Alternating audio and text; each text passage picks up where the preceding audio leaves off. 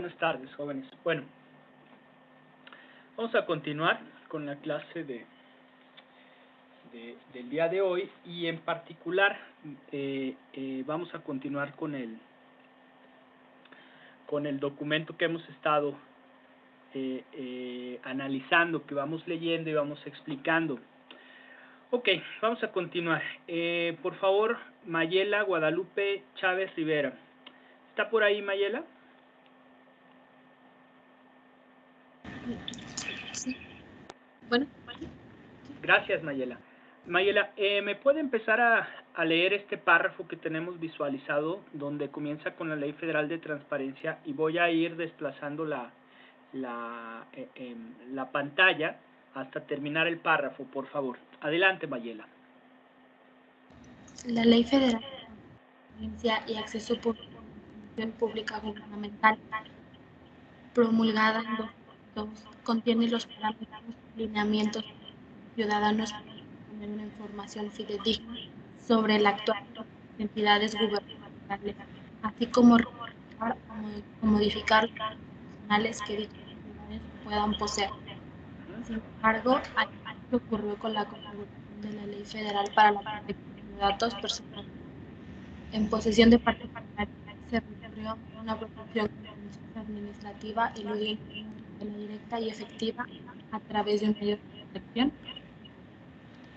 Perfecto. Muchas gracias, Mayela.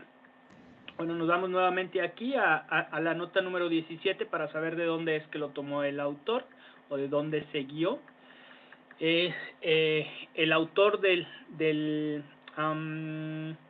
bueno, este es un libro, es el Anuario de Derecho Constitucional Latinoamericano del año 2005, editado por el Instituto de Investigaciones Jurídicas de la UNAM.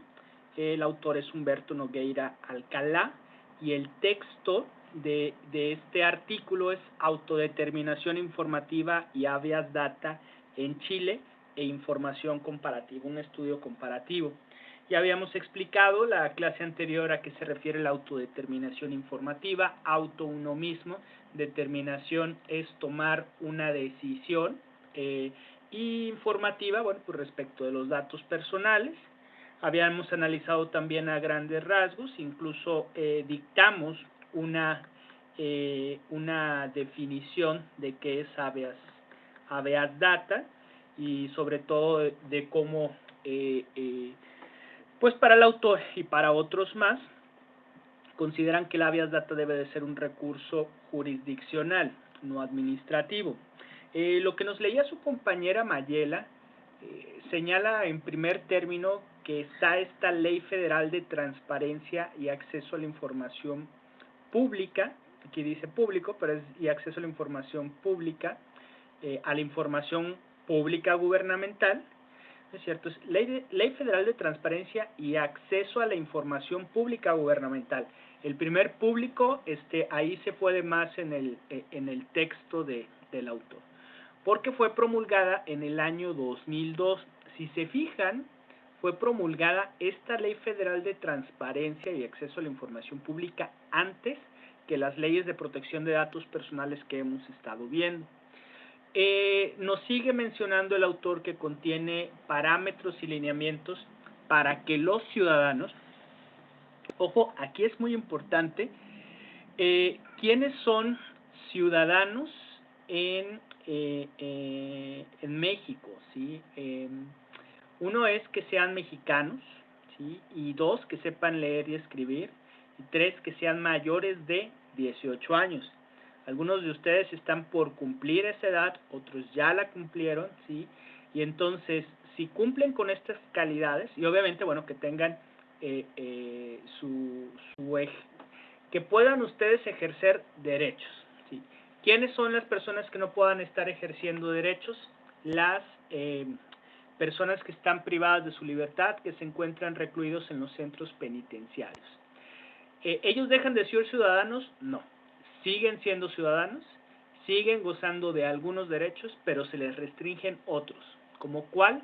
Como el que ellos puedan votar. Entonces, estos son los ciudadanos de acuerdo a lo que nos señala la Constitución. Estos parámetros los señalan para que cualquier ciudadano, incluso yo cambiaría, en lugar de ciudadano sería cualquier persona, puede obtener una información fidedigna sobre el actuar de las entidades gubernamentales, ¿sí? Lo primero de las primeras leyes de transparencia y acceso a la información pública, o su principal función es rendir cuentas, ¿sí? Poder acceder a documentos, poder acceder a información, poder acceder a datos públicos que van de la mano del actuar de las instituciones públicas. Ahora, dentro de estas leyes de transparencia se incluían capítulos y secciones a través de los cuales se normaba el acceso a los datos personales. Y entonces, aquí nos continúa diciendo el autor que además de estos parámetros para poder obtener información fidedigna, establecía parámetros para rectificar o modificar los datos personales que dichas entidades puedan poseer, ¿sí? Ahora, viene un cambio. Sin embargo, siempre tomen en cuenta mucho cuando se dice por otro lado, sin embargo, ¿sí? O el pero, ¿sí? ¿Por qué? Porque lingüísticamente, textualmente, gramáticamente y hasta por sintaxis, el sin embargo es, si bien tenemos esto, pero el otro lado de la moneda es esto. ¿Y a qué nos referimos con este sin embargo? Dice, al igual que ocurrió con la configuración de la Ley Federal para la Protección de Datos Personales en posesión de particulares, se recurrió a una protección contenciosa administrativa, ¿sí? ¿A qué se refiere con que sea una protección contenciosa? ¿Qué significa que es un contencioso? ¿Sí? Cuando ustedes van en la carretera o van en una avenida y hay una contención, una barra de contención, o en los vehículos también, es para frenar, porque hay un choque. Entonces, una protección contenciosa es precisamente eso, ¿sí? Es decir, hay una controversia, hay un choque, hay una colisión. ¿Entre quién? Entre un derecho y el derecho de otra persona, o entre un derecho y un procedimiento para poder estar resarciendo ese derecho. Y aquí dice que es administrativo. ¿Por qué? Porque como bien les comentaba, el procedimiento que tenemos de acceso, rectificación, cancelación y oposición, los derechos ARCO, grábense por favor muy bien estos derechos ARCO: acceso, rectificación, cancelación y oposición. En una primera instancia, se solicitan acceder, se solicita rectificar, se solicita cancelar y se solicita que se opongan ante la misma institución pública o empresa o particular que tiene los datos personales, ¿sí? Y ya en segundo término se va ante otra área administrativa, que es el Instituto Nacional de Acceso a la Información Pública, el INAI. Y entonces lo que aquí nos dice es, eludiendo una tutela directa y efectiva a través de un medio de protección constitucional como es el habeas data, ¿sí? O sea, no es un medio de protección constitucional, sino un medio de protección contenciosa administrativa por esta cuestión. ¿Cómo sería un medio de protección constitucional? Se tendría que ir ante un juez, ¿sí? Que incluso pudiera ser un juez especializado o un juez administrativo federal, ¿sí? Y que desde la misma Constitución se señale este recurso. En México no lo tenemos así. Vamos a seguir. Ok, a ver, vamos a pedirle a Eduardo Iván Ibarra Saldierna. ¿Está por ahí, Eduardo? Eduardo Iván Ibarra Saldierna.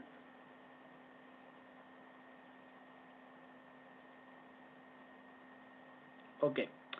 Entonces, a Mm, Karina Michelle Rivas Morales, ¿está por ahí, Karina? Sí, aquí estoy. Muchas gracias, Karina. Karina, le voy a pedir de favor que nos lea este párrafo que empieza con autores en la materia como Puccinelli y hasta donde termine el párrafo. Vamos a ir desplazando la página. Ok. Adelante, por favor. Autores en la materia como Puccinelli afirman que la protección por vía administrativa es una subespecie de habeas data. El hecho que su defensa careza... Ay, se quitó. Ah, ok, perdón, a ver, déjeme...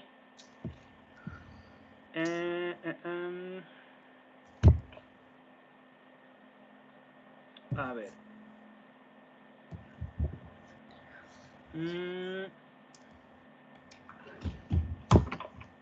Un segundo. Listo, adelante, por favor.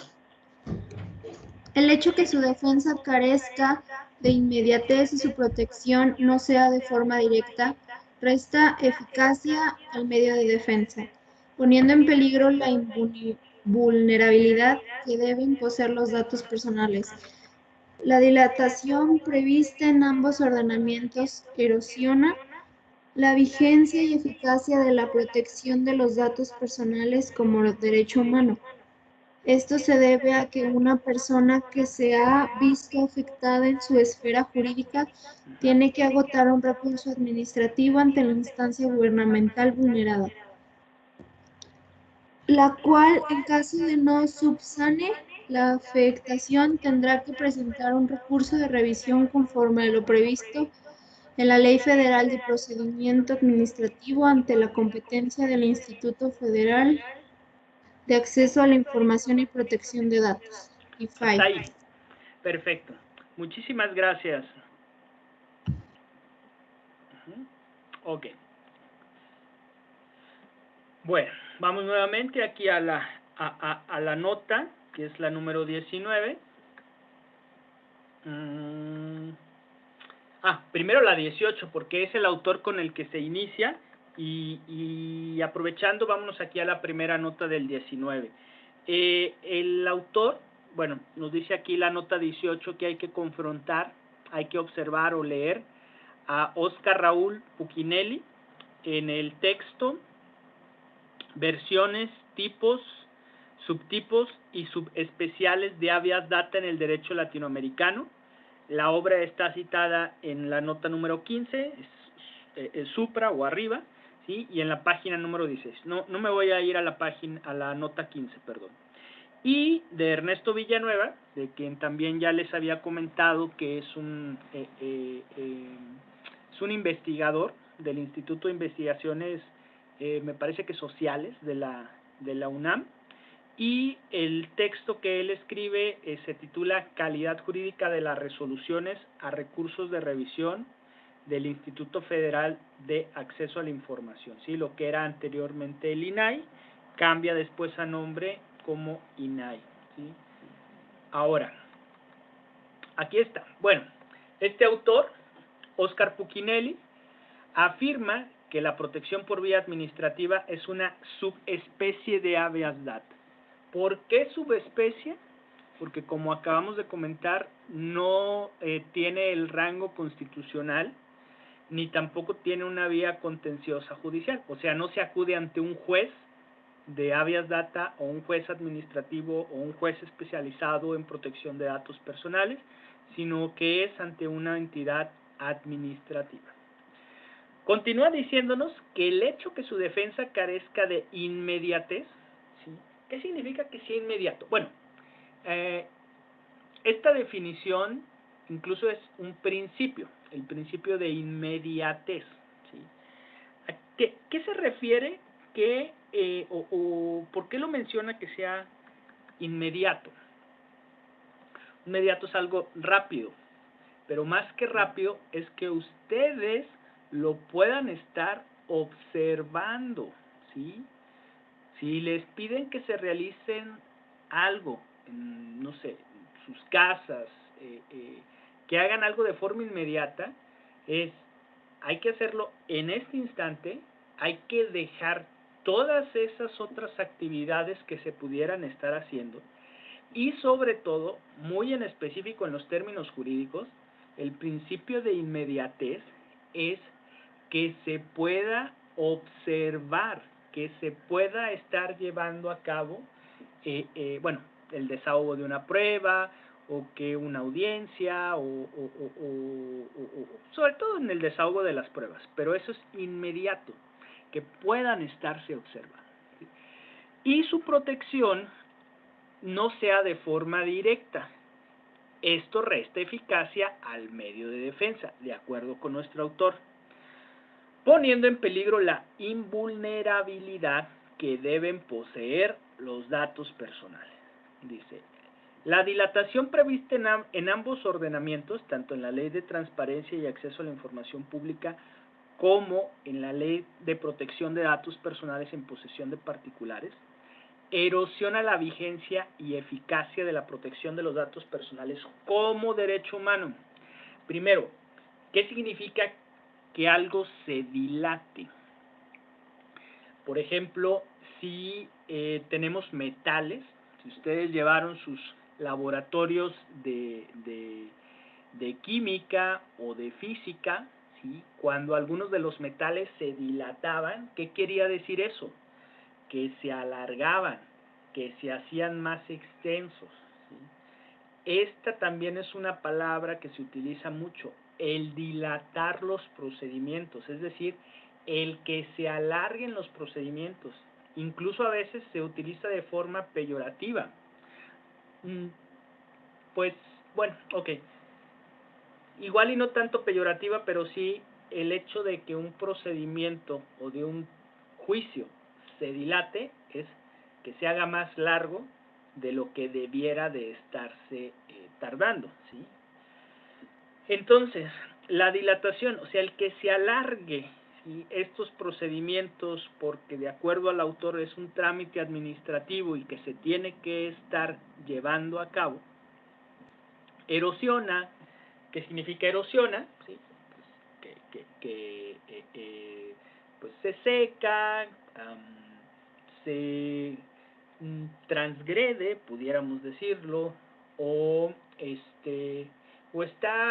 no está de acorde con algo, con parámetros, digamos, aceptables o normales, la vigencia y eficacia de la protección de los datos personales como derecho humano. Esto se debe a que una persona que se ha visto afectada en sus derechos o en su esfera jurídica, lo que aquí comentábamos, tiene que agotar un recurso administrativo ante la instancia gubernamental vulneradora, ¿sí? O sea, es decir, lo que acabamos de comentar, si están ante una instancia gubernamental, vamos a decir, la Universidad Autónoma de San Luis Potosí, ¿sí?, o la Secretaría de Educación Pública, o la Secretaría de Educación de Gobierno del Estado, donde ustedes hayan cursado sus estudios de preparatoria. Por alguna circunstancia ustedes piden acceso a sus datos personales y ven que tienen un error, ¿sí? No sé, que su apellido está mal, que su fecha de nacimiento está mal, que el nombre de su papá o de su mamá está mal, que no sé, hasta calificaciones vamos a decir que estén mal, tendrían ustedes que estar agotando, o sea, tendrían que ir primero ante esta entidad pública para pedir que les corrija, y en caso, de hecho aquí lo dice, y en caso de que no se subsane la afectación, ¿sí?, vamos a decir, tienen ustedes mal su apellido paterno, y entonces van con la Secretaría de Educación Pública o la Secretaría de Educación Estatal y les dicen, bueno, aquí de acuerdo a tus registros que tienes, mi nombre, mi apellido paterno está mal y como consecuencia de ello, mi certificado de estudios, donde me dice que ya voy a concluir o que he cursado y aprobado todos los estudios de preparatoria, va a tener un error. Como consecuencia de ello, lo que yo necesito es que me que me corrijas ese apellido paterno que está mal. Y te acompaño documentación para que tú te des cuenta, Secretaría de Educación, que hubo un error, es un error humano, pero corrígelo, ¿sí? Rectifica ese dato personal que esté incorrecto. Y que por la circunstancia que ustedes quieran, que porque no están en tiempo, que porque ya se imprimió, que porque, no sé, la documentación que ustedes llevaban de SACT estaba en copia simple, que la querían certificar, por el motivo que ustedes fueran, que ustedes gusten, no se corrige, no se subsana, y entonces tienen que presentar un recurso de revisión, de hecho así se llama, recurso de revisión. ¿Qué es un recurso? ¿Sí? Un recurso es, necesito que vuelvas a poder estar observando con detenimiento algo que igual y pasaste por alto.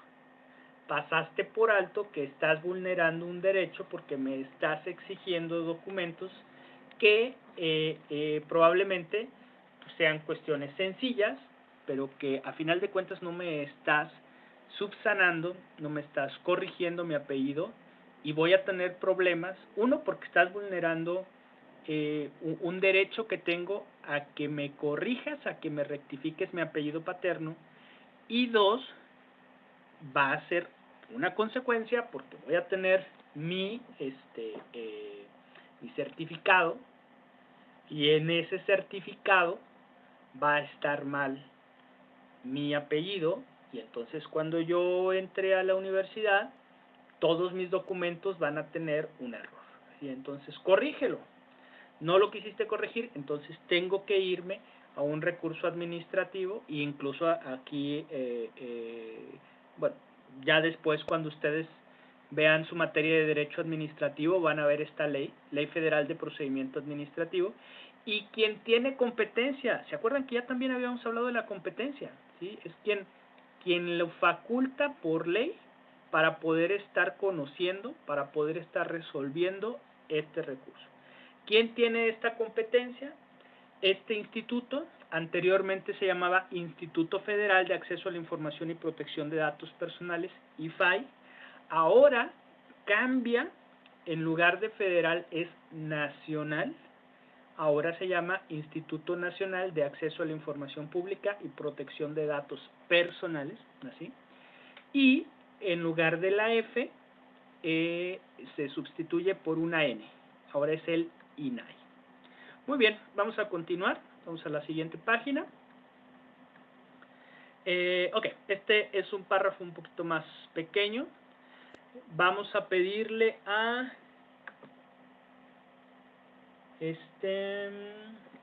Yajaira Jocelyn Ábalos. Yajaira, ¿estará por ahí?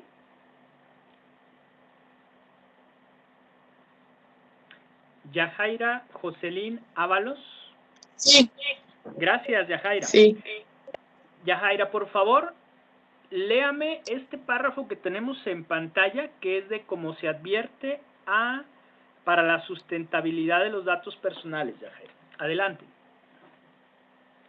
Como se advierte, la tutela respecto a violaciones a los datos personales derivados de actos de autoridad no cuentan con un procedimiento constitucional es remitido su eficacia a la vía contenciosa administrativa. Por la reforma constitucional de 2009 en esta materia se generó una expectativa sobre la posible creación de un mecanismo de protección exclusivo para la sustentabilidad de los datos personales. Perfecto, muchas gracias, Yajaira. Entonces, ¿qué es lo que tenemos aquí? Había una expectativa, bueno, aquí lo señala, de que como se tenía una ley específica de protección de datos personales, cualquier violación, cualquier transgresión derivado de actos de autoridad, ¿qué quiere decir esto? Específicamente, ley de protección de datos personales en posesión de sujetos obligados. Ya habíamos mencionado también que los sujetos obligados son instituciones públicas, ¿sí? Y dice, no cuenta con un procedimiento constitucional ex professo. Esta palabra también en latín ya la habíamos visto, ¿sí? Un procedimiento constitucional específico. Perdón, un procedimiento constitucional específico, ¿sí? Sino que se está remitiendo su eficacia a través de la vía contenciosa administrativa, ¿sí?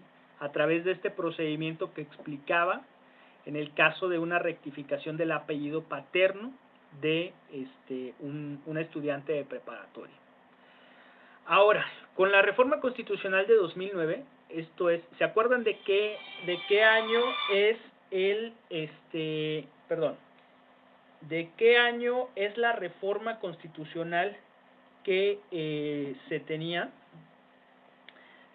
La reforma constitucional es de 2009, la Ley Federal de Transparencia y Acceso a la Información Pública era de 2002.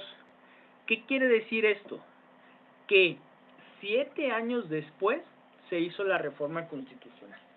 Esto es algo que no siempre se ve. Y en el caso de la transparencia y acceso a la información y la protección de datos personales, así ocurrió. Hubo primero una ley y después hubo una reforma constitucional. Casi siempre el procedimiento constitucional y legal es al revés. Primero tenemos una reforma constitucional y después tenemos una ley. O a la par, cuando se hace la reforma constitucional, inmediatamente se hace una reforma legal. No sucedió así. Esta es una de las excepciones. E incluso, hasta antes de que hubiera leyes, había municipios en los cuales se tenía normada la protección de datos personales anteriores a 2002, ¿sí?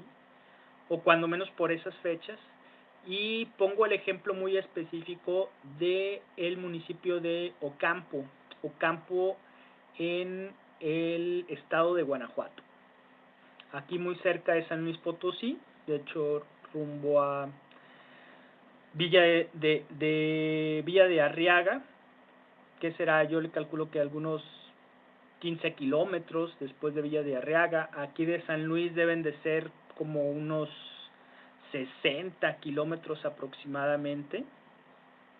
Realmente está muy cerca, de hecho hay mucha gente oriunda de Ocampo, Guanajuato, que radica y que vive aquí en San Luis Potosí. ¿Por qué? Porque le queda bastante cerca. Y ellos tenían un reglamento de protección de datos personales incluso antes de que hubiera una ley, ¿sí? Entonces, bueno. Ahora, esta reforma constitucional nos dice el autor que genera una expectativa. ¿Qué es una expectativa? Pues algo que te asombre, ¿no? Estás expectante, tienes incluso hasta una ilusión de algo que vaya a pasar. Y esta expectativa que se genera con la reforma constitucional es sobre la posible creación de un mecanismo de protección exclusivo para la sustentabilidad de los datos personales. Ok, vámonos con este párrafo, el siguiente. Ok. Vamos a pedirle a Valeria Navarro Nava. Valeria, ¿estará por ahí? Sí. Gracias, Valeria. Valeria, por favor, léanos el párrafo que tenemos aquí en pantalla, desde tal y como se comentó hasta y su sustanciación a la vía contenciosa administrativa. Adelante, Valeria. Tal y como se comentó, el precepto constitucional establece un mandato del legislador para que a través de una ley reglamentaria se regulara la protección de los datos personales.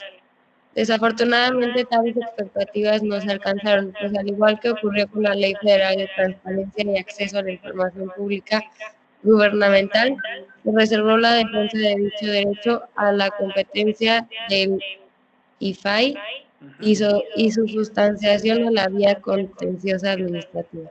Perfecto, muchas gracias, Valeria. Bueno, pues aquí el autor nos sigue comentando lo mismo, ¿sí? Este precepto constitucional mandata, ¿sí? Le da una orden, ¿sí? Una instrucción a el legislador. ¿Quién es el legislador? Bueno, pues es la Cámara de Diputados, la Cámara de Senadores, actuando en conjunto como un Congreso de la Unión, como un órgano legislativo, para que a través de una ley reglamentaria. ¿Por qué se le llama ley reglamentaria? Porque tienes que normar, tienes que reglamentar, tienes que desarrollar un artículo de la Constitución, ¿sí? En este caso es el artículo 6º, apartado A, de la Constitución Política de los Estados Unidos Mexicanos. Va a haber leyes federales, ¿sí? Federales o generales, que van a ser reglamentarias de artículos constitucionales, ¿sí? Por ejemplo, la ley de amparo, el nombre de amparo es pues un nombre que, si bien así se señala, pero el nombre correcto es ley reglamentaria de los artículos 103 y 107 de la Constitución Política de los Estados Unidos Mexicanos. Y esta regulación que se establece o que se le da la instrucción a los diputados y senadores para que legislen y reglamenten este artículo constitucional, dice que no se alcanzaron en las expectativas o en las ilusiones que se tenían, pues tal y como ocurrió con la Ley Federal de Transparencia y Acceso a la Información Pública Gubernamental, se reservó la defensa de dicho derecho a la competencia del INAI y su sustanciación a la vía contenciosa administrativa, ¿sí? O sea, lo que querían, o cuando menos en opinión del autor que estamos leyendo, deseaba que esto se desarrollara a través de un procedimiento constitucional. Bueno, miren, vamos a dejar el día de hoy hasta aquí. Nos estaremos viendo el día de mañana. Y entonces, igual como les he estado comentando, si llegara a haber alguna duda, alguna pregunta, por favor me la hacen a través del chat. Y mañana pues continuamos con ello, ya sea para terminar esta parte, veo si continuamos, si hacemos un extracto de este texto y ya nos vamos a una presentación, o nos vamos directamente a la ley, o continuamos con los siguientes rubros. Bueno, muchachos, pues que pasen una buena tarde y nos estamos observando el día de mañana. Que tengan buena tarde. Gracias. Hasta mañana. Gracias. Gracias, licenciado. Gracias. Gracias, licenciado. A ustedes, hasta mañana.